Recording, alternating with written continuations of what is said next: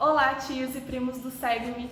Eu sou a Bruna Borges, da Arquidiocese de Uberaba, Minas Gerais, e coordenadora da equipe de redação da Comunicação Nacional. Quero convidar vocês a assistirem a uma pequena entrevista que eu e a Mari Rodrigues, também da redação, fizemos com o Conselho Nacional. Padre Valdir, nosso diretor espiritual, Camila, jovem coordenadora, e o Felipe, o jovem secretário, bateram um papo com a gente sobre a primeira Assembleia Nacional do SEGME 100% online, que aconteceu no dia 10 de abril. Então, confere o vídeo, curte e compartilha com os amigos.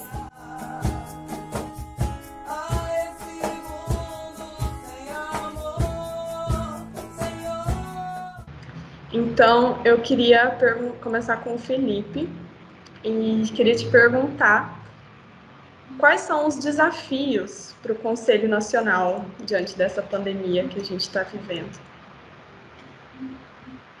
Eu penso que o maior desafio seja exatamente isso que você falou, ter que nos reinventar por causa da situação. Por exemplo, essa primeira assembleia virtual mesmo, nós tivemos que reunir muito, rezar muito para saber, para ter pelo menos a noção do que fazer e que para que tudo dê certo, né? Então, eu acho que o maior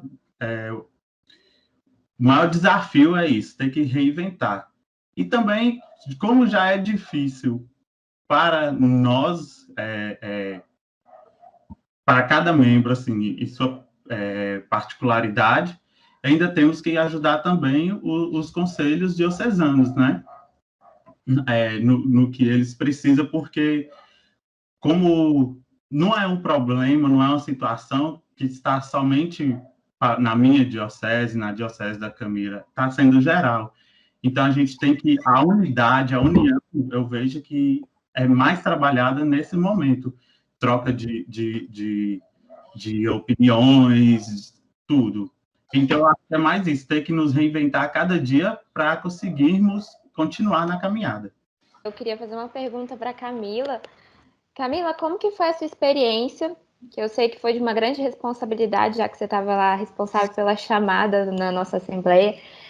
Como que foi a experiência de participar de uma assembleia online, depois da gente ter tido 6 assembleias presenciais? O que foi bom, o que foi ruim? O que te surpreendeu? Conta um pouquinho para a gente.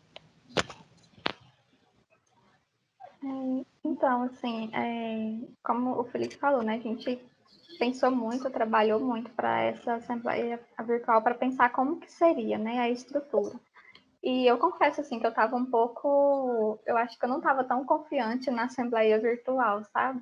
E aí, assim, eu fui surpreendida mesmo na assembleia virtual, porque eu senti, assim, dos conselheiros um comprometimento mesmo, assim. De fato, a gente percebeu que ali eles estavam realmente preparados, sabe?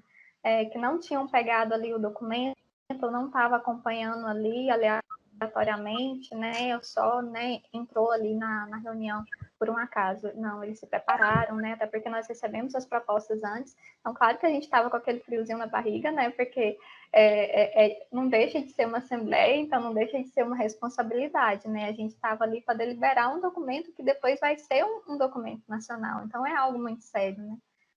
Mas graças a Deus, o que a gente sentiu assim deles foi esse mesmo, a responsabilidade e o comprometimento com todos, né? A gente viu que ali muitos conselhos estavam de fato juntos presencialmente, para estar mais em harmonia mesmo, né, nas decisões. Então, assim, foi gratificante mesmo. Eu gostei, assim, fui surpreendida mesmo pela forma que todo mundo recebeu a assembleia virtual. Ai, que bom que deu certo, que você gostou, que vocês gostaram. Fico muito feliz. Padre, eu queria perguntar para o senhor, qual que é a sugestão que o senhor nos dá para a gente viver bem a missão de seguidor nesse período de pandemia? Veja bem, nós, mesmo como Conselho Nacional, e eu mais especificamente como, digamos assim, diretor espiritual, padre, essa questão toda, às vezes eu converso a você que me sinto, já senti em alguns momentos, vivendo talvez um sentimento de impotência, porque tudo que a gente pensava não aconteceu. Eu começo dizendo, eu sempre disse ao Conselho Nacional que, quando começou a pandemia o ano passado, o planejamento era que isso fosse até no mês de maio. Até no conselho aqui do SEGM, a gente planejava essa situação, até o mês de maio, então isso se acaba e essa questão toda. Findou que nós fomos martirizados por este longo tempo da pandemia que nós estamos vivendo. Porém, então, às vezes, esse sentimento de impotência, o que fazer? A nossa grande indagação é esta, o nosso questionamento, a nossa inquietação enquanto Conselho Nacional, e como também sentindo isso nas diversas dioceses, é o que fazer?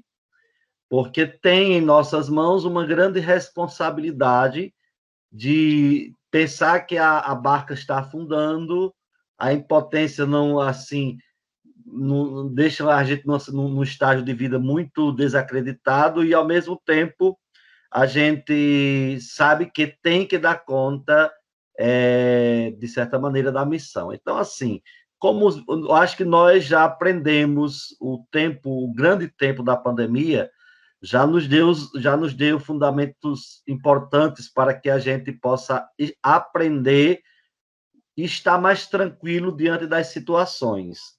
Camila dizia que o grande problema era como ia ser a Assembleia. De fato, nós ponderamos, meditamos, rezamos, tanto que somente depois de um ano, veja que nós fomos pensar em fazer esta Assembleia, porque até poderíamos ter feito o ano passado, no meio do ano, no segundo semestre, mas o tempo era este. Então, assim, como viver este tempo de pandemia?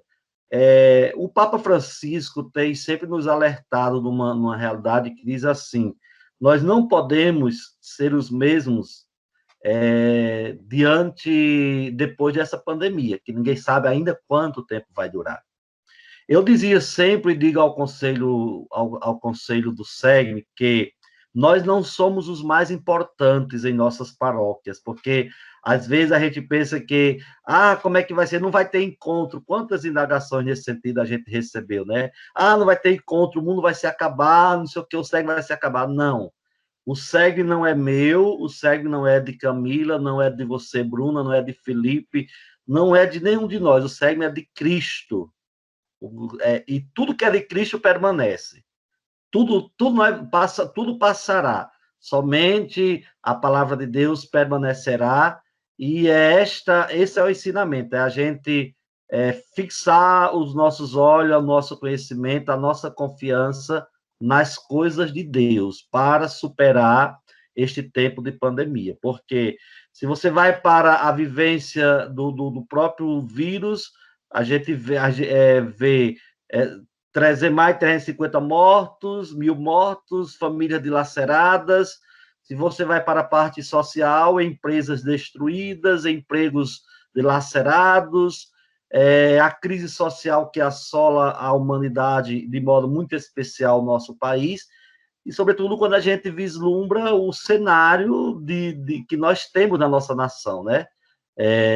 Toda essa realidade dos poderes, no lugar de combater numa só voz a pandemia, estão brigando entre si. Então, assim, se a gente não fundamentar a nossa vivência, a nossa confiança no Evangelho, então a gente não tem como. Somente vive bem a pandemia quem está sempre alimentando a sua fé com uma palavra de alento, de fortaleza e de esperança, e somente quem pode nos dar isso é a palavra de Deus. Então, fundamentar a nossa experiência e renovar a cada dia nossa fé nesse sentimento. Tudo vai passar, porém, o nosso tempo não é o tempo de Deus. Você que ficou até o final e quer contribuir com a gente, levanta a boa nova, curte, compartilha, manda para os amigos, para os parentes, para todo mundo que você acha que essa entrevista vai ser importante e gratificante. Um beijo e até a próxima!